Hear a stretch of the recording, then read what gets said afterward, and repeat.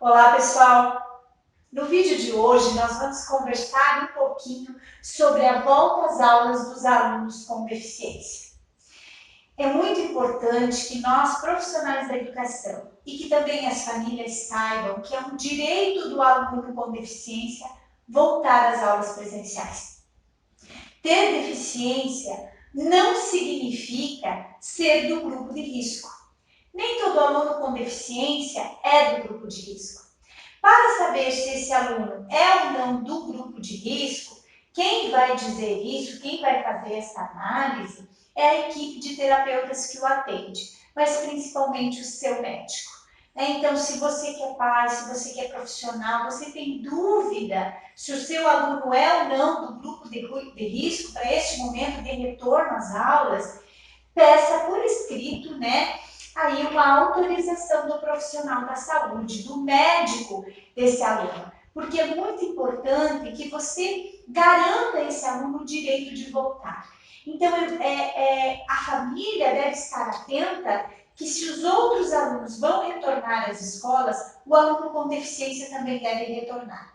Claro, algumas medidas são muito importantes porque esses alunos tem a sua individualidade, tem as suas peculiaridades, tem as suas dificuldades. Então, essa decisão ao retorno é uma decisão feita por toda uma equipe, mas sim baseada na análise individual de cada caso, tá certo? Então, vamos ter esse cuidado sim, mas não vamos deixar os nossos alunos com deficiência em casa, de jeito nenhum, tá certo?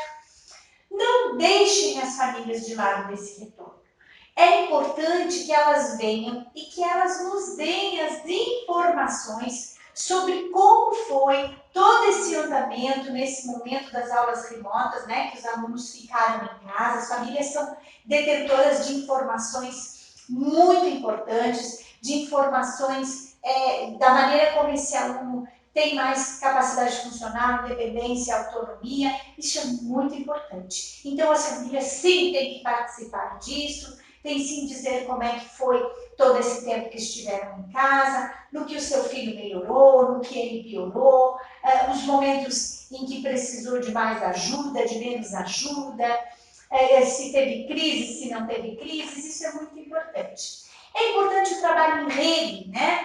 O que é o trabalho em rede? Eu falei em um vídeo anterior, que se vocês ainda não viram, vejam esse vídeo, que é o desafio do retorno às aulas presenciais, que o trabalho em rede requer que a gente tenha aí a participação nos nossos municípios da Secretaria de Saúde, juntamente com a Secretaria de Assistência Social, as APAES, as AMAs, as instituições de surdos e de cegos, para que a gente saiba exatamente como esse aluno está chegando e como a gente vai poder viabilizar a melhor forma de atender ele na escola da maneira que ele realmente esteja ali para aprender e para se desenvolver. Devemos garantir os apoios necessários, e eu digo sempre que esses apoios, eles já devem estar ali quando os alunos chegam.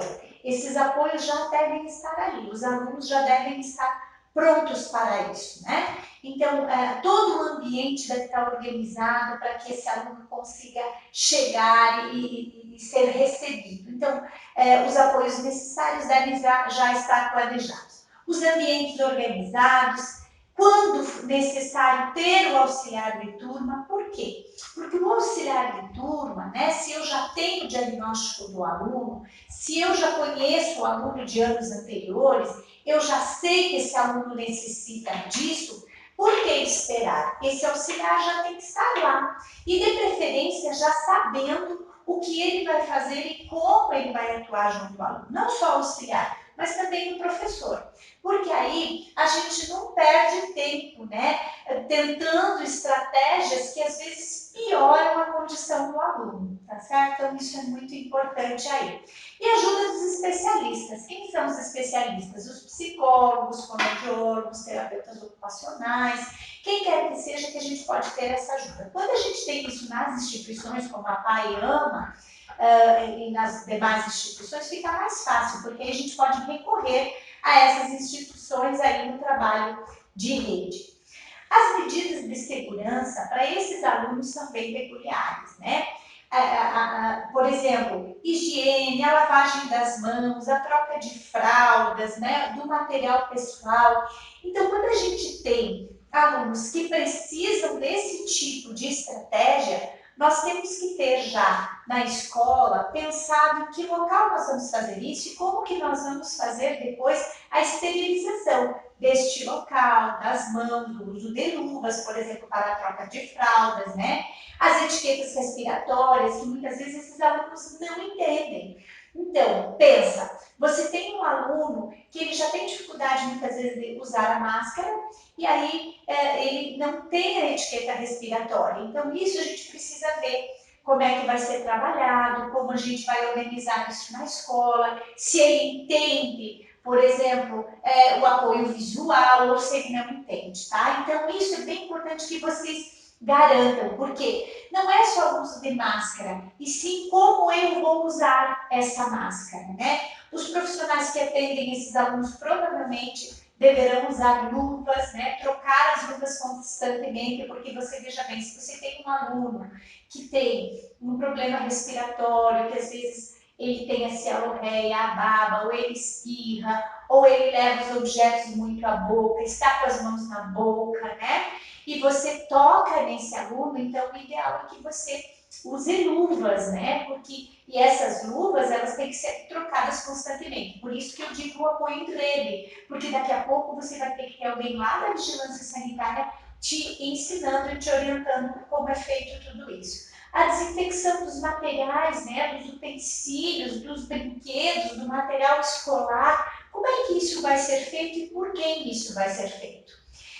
Temos aí as cadeiras de rodas, né, equipamentos, os equipamentos para o transporte, bengalas, óculos, tudo que for de uso do aluno com deficiência é um material que tem que estar sempre muito bem cuidado e muito bem esterilizado.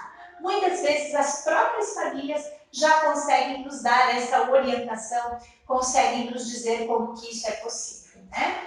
Então, essa volta às aulas ela pode ser mais complexa do que a gente entende que possa ser. Muitos desses alunos, a maioria deles ficou sem as terapias, né? Quando a gente tem aquele aluno que o pai e a mãe conseguiram viabilizar particular, né, essas terapias, provavelmente continuaram. Os que não tiveram, então, muitas vezes mais que os outros alunos, eles abriram um rombo aí na aprendizagem. Então, essa volta à escola tem que ser bem avaliada e bem pensada, tá? Porque ficar sem terapias, tudo depende do que esse aluno precisava. Vamos pensar assim, é um aluno com deficiência intelectual, é um aluno com deficiência auditiva, é um aluno com transtorno do espectro autista, o que esse aluno vem trazer para nós? E muitas vezes ele nem precisa ter deficiência. Às vezes você pega um aluno com transtorno de déficit de atenção e hiperatividade e esse aluno ficou muito tempo sem organização, ele volta para você completamente desorganizado, às vezes com medicação alterada, não tomou direito o medicamento.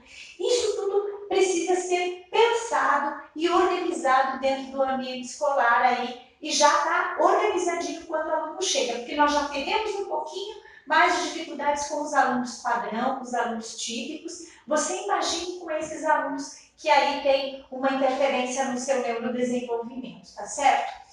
Uma outra coisa que puxa o tapete, eu digo, desses alunos é perder a organização, a rotina, a sequência, a organização mental, a compreensão do contexto, entender como é que as coisas funcionam. Então, essa é a base, professor.